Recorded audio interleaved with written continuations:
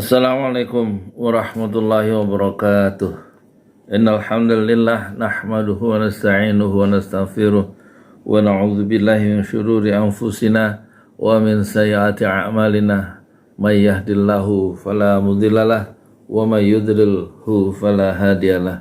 Asyhadu an la ilaha illallah wahdahu la syarikalah wa asyhadu anna Muhammadan abduhu wa rasuluhu la nabiyya ba'dah. Wassalatu wassalamu ala ashrafil anbiya'i wal mursalin wal mujahidin Muhammad sallallahu alaihi wasallam wa ala alihi wa ashabihi ajma'in, amma ba'd.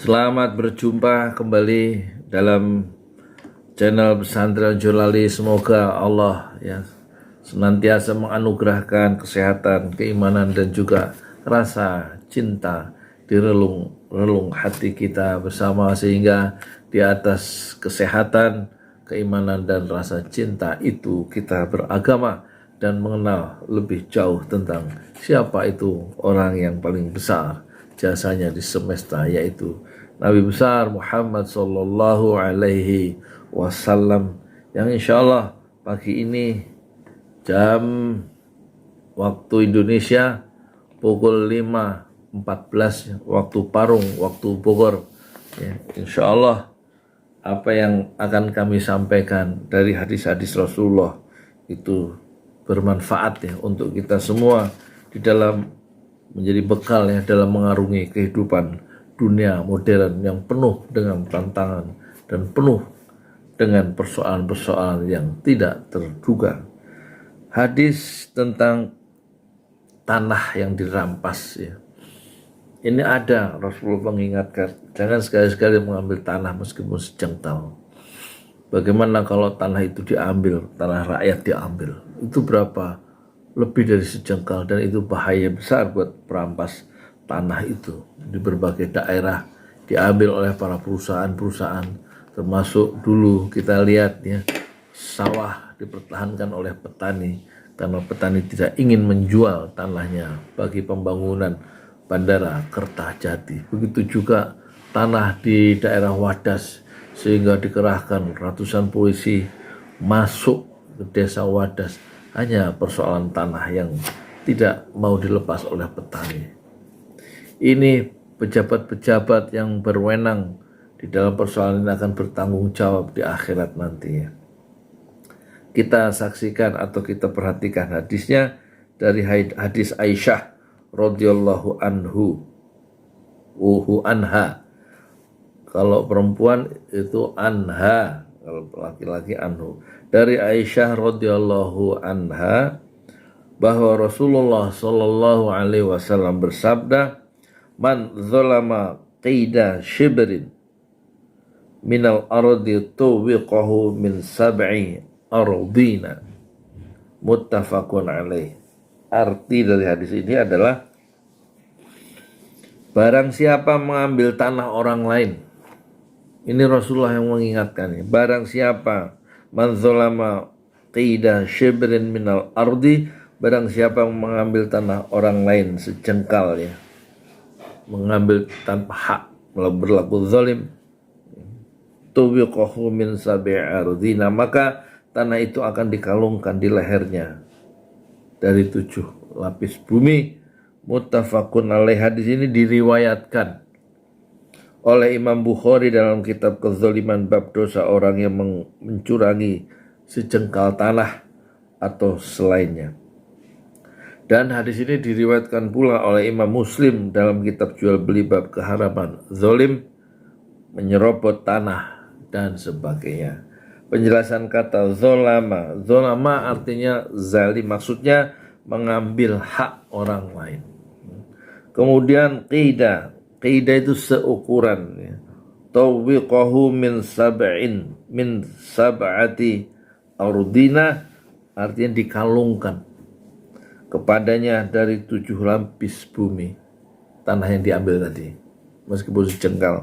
Maksudnya Allah menjadikan 7 kali lipat seperti kalung yang ada di lehernya.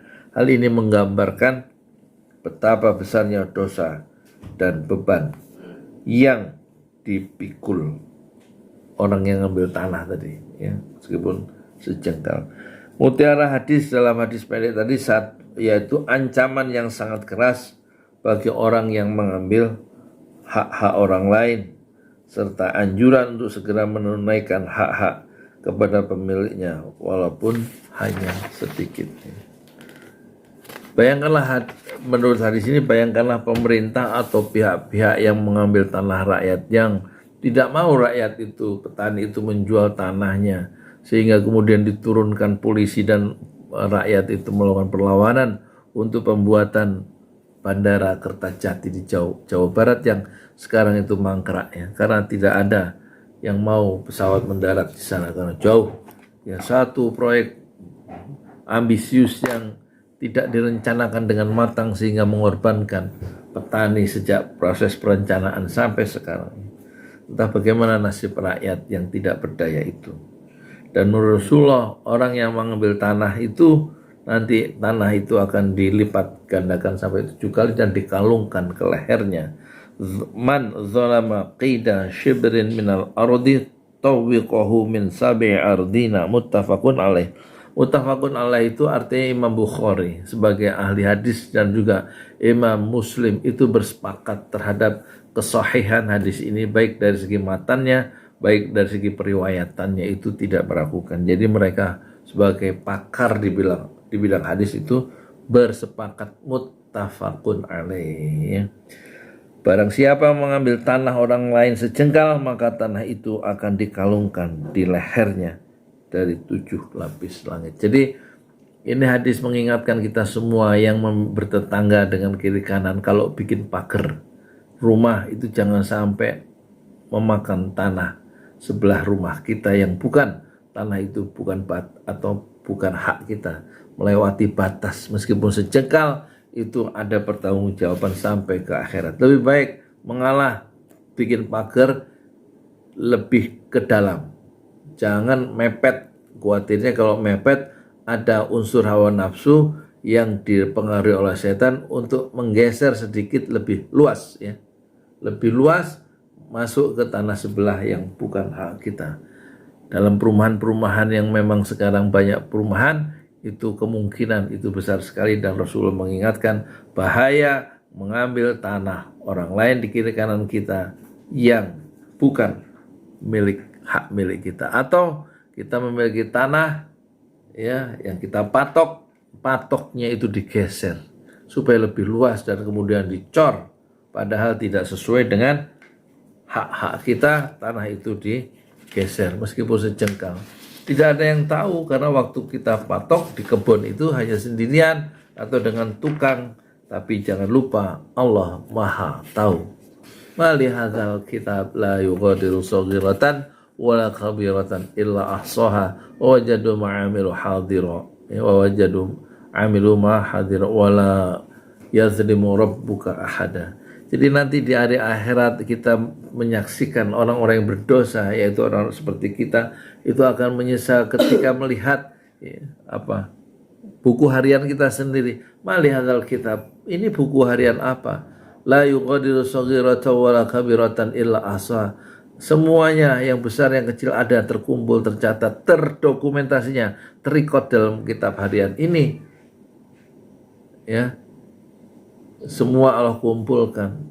Wajadu ma'amilu hadir. Apa yang kita kerjakan selama di dunia, amilu hadir dalam kitab catatan itu, termasuk ngambil tanah sebelah rumah kita atau kebun kita, patoknya kita lebarkan. Itu semua ada catatannya sampai akhirat, dan kezaliman yang kita bikin itu insya Allah dan pasti akan menjerat kita sendiri dalam kehidupan akhirat yang merugikan kita sendiri.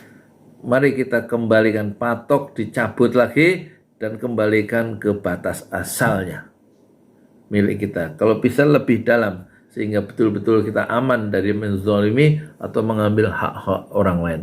Pagar yang sudah kita pagar tinggi dan memakan tanah orang lain kiri kanan kita, cepat bongkar sekarang, supaya tidak jadi penyesalan di akhirat. Dibongkar meskipun membuat biaya mahal ya. Dibongkar dan dibikin pagar lebih ke dalam, lebih aman dan tidak memakan tanah milik orang lain, sehingga kita tidak berbuat zalim dalam persoalan tanah. Moga-moga ini ada gunanya. Billahi taufik wal hidayah. Assalamualaikum warahmatullahi wabarakatuh.